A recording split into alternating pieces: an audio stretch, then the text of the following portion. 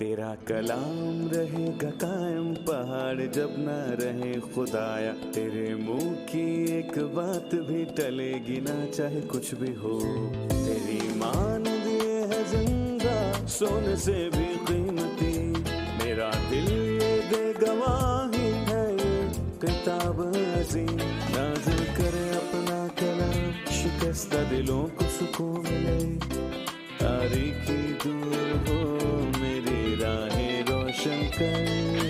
दिल अपना कलाम कसरत से ए खुदा बदल दे, रिहाई दे कसरत से फल मिलाओ। कलाम रहेगा कायम पहाड़ जब ना रहे खुदाया, तेरे मुंह की एक बात भी टलेगी ना चाहे कुछ भी हो।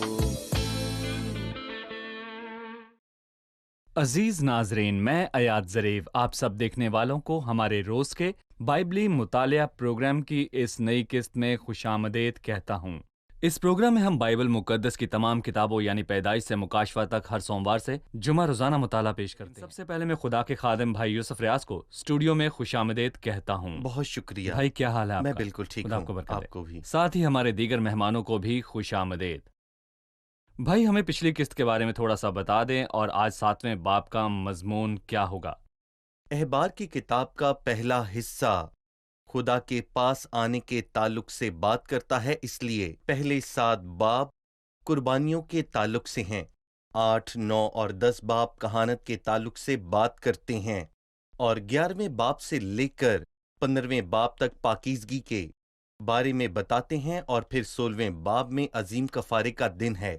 यानी बुनियादी हालात ये हैं कि कुर्बानी जो कि खुदा के पास आने का बाइस है, और कहें जो हमारा हाथ थामता है कि हम खुदा में दाखिल हो सकें, और फिर पाकीज़गी है जो खुदा के साथ ताल्लुक के लिए बहुत ही जरूरी है। यानी कि 7वां बाब भी कुर्बानियों के ताल्लुक से ही है। सही।